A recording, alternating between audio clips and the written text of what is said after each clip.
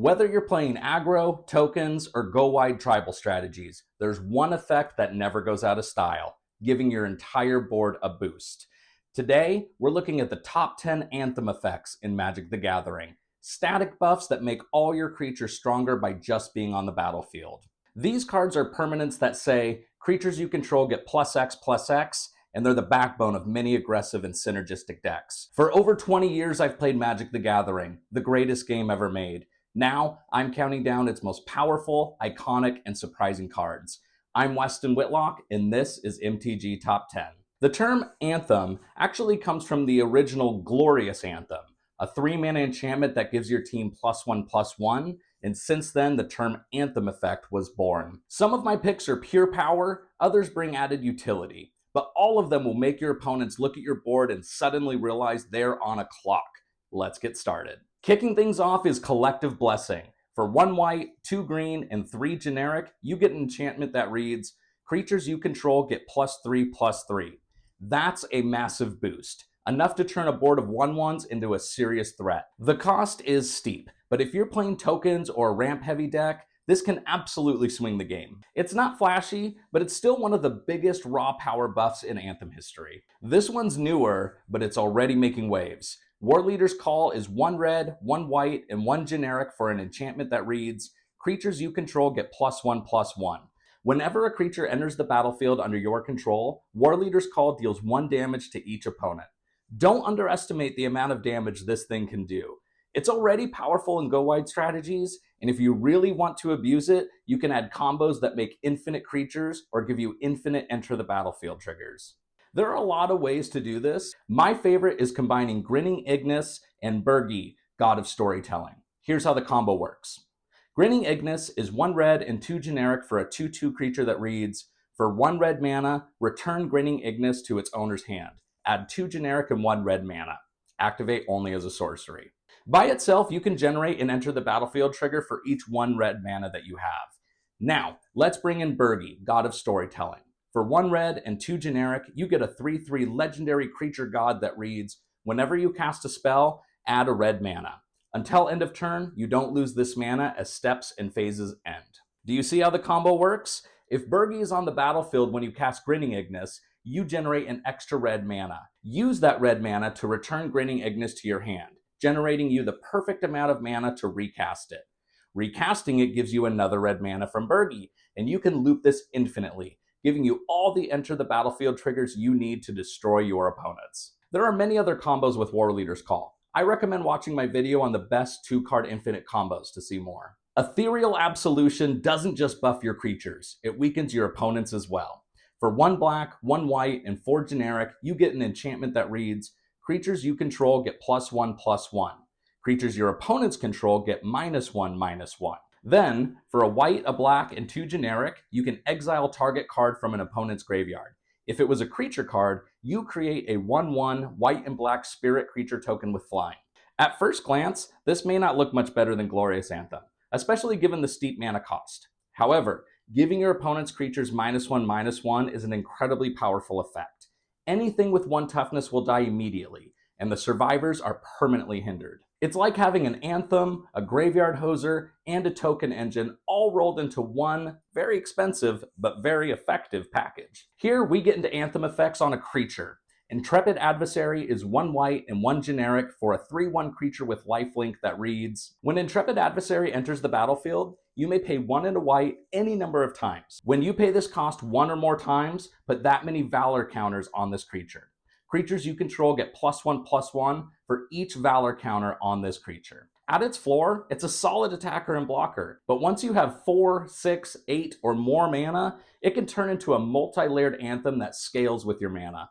It's flexible, impactful, and plays incredibly well in white-based go-wide decks. Now we're in tribal territory. Vanquisher's Banner costs 5 generic mana for an artifact that reads, as Vanquisher's Banner enters the battlefield, choose a creature type. Creatures you control of the chosen type get +1/+1. Whenever you cast a creature spell of the chosen type, draw a card. This is one of the cleanest card advantage engines in tribal strategies like elves, slivers, and goblins.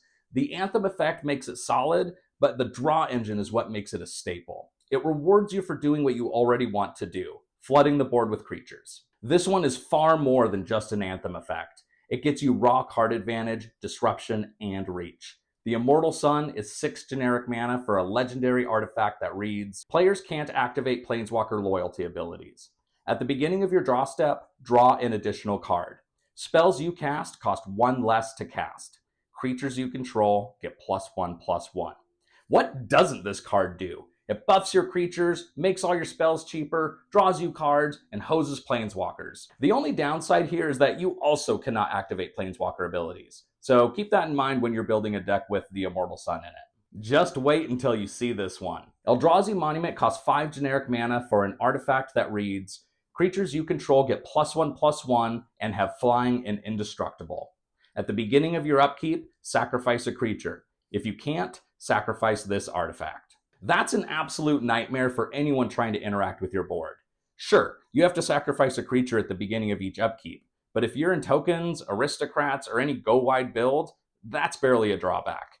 It turns your army into an unkillable air force, and it ends games. While Indestructible will save your creatures from dying to most Wrath effects, you are still vulnerable to mass exile effects like Farewell and Merciless Eviction. For this reason, I like to play Eldrazi Monument alongside cards that make creature tokens on your upkeep, like Awakening Zone and Court of Grace. This way you can always sacrifice the new token on your upkeep instead of having to sacrifice your monument. This one will undoubtedly make your opponents groan when it hits the battlefield. Elesh Norn, Grand Cenobite is 2 white and 5 generic for a 4/7 legendary creature with vigilance that reads, other creatures you control get +2/+2.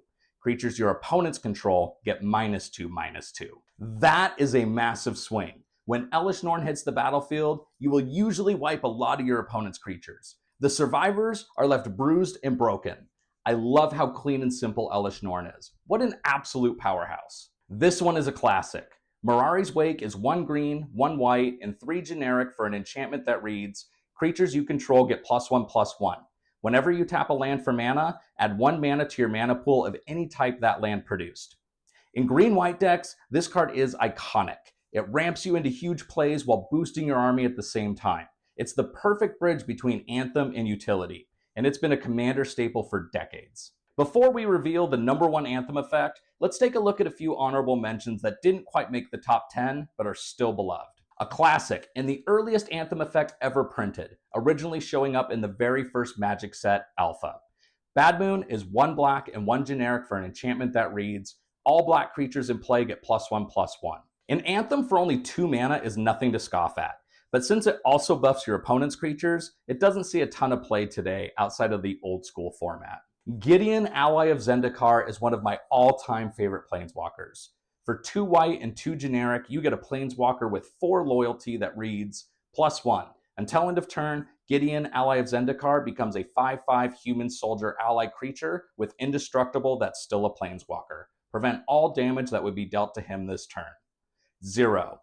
Create a 2/2 white knight ally creature token. -4. You get an emblem with creatures you control get +1/+1. The reason Gideon is so awesome is he can immediately -4 to create an emblem to anthem your creatures. Once you make that emblem, it's permanent and literally impossible to remove. Pair this with his versatility to make tokens and attack himself, he is a force to be reckoned with. This is one wild card. Coat of Arms costs 5 generic mana for an artifact that reads, each creature gets +1/+1 for each other creature on the battlefield that shares at least 1 creature type with it. For example, if 2 Goblin Warriors and a Goblin Shaman are on the battlefield, they each get +2/+2. Buffing all your creatures for every other creature on the battlefield that shares a type with it is incredibly powerful and can win games on the spot. But the big downside is it also affects your opponent's creatures. High risk, high reward, but when it works, it works. We've seen power, value, versatility, but nothing touches this next card. This is the moment your opponents start doing the math and realize they're already dead. The #1 spot on this list goes to the immediate game-ending enchantment, Beastmaster Ascension. For 1 green and 2 generic, you get an enchantment that reads, whenever a creature you control attacks, you may put a quest counter on Beastmaster Ascension. As long as Beastmaster Ascension has 7 or more quest counters on it, creatures you control get +5/+5.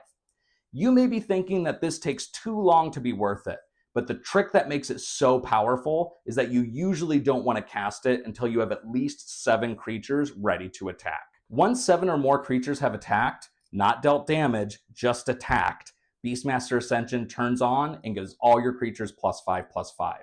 Not until end of turn, as long as it's on the field. That kind of power boost ends games. It doesn't matter if your creatures are tokens or small utility pieces. +5/+5 turns everything into a serious threat. And it comes down early enough to be relevant by turn 4 or 5 in most go-wide strategies. It's cheap, it's explosive, it rewards you for doing what your deck already wants to do. This is the ultimate Anthem. Anthem effects come in all shapes and sizes, from simple buffs to back-breaking upgrades. Whether you're going wide with tokens or just want your creatures to hit a little harder, these cards deliver value, pressure, and purpose to your deck. What's your favorite Anthem? Did I miss one that always makes your list? Let me know in the comments. And if you enjoyed this video, give it a like, subscribe, and I'll see you next week for more MTG Top 10s.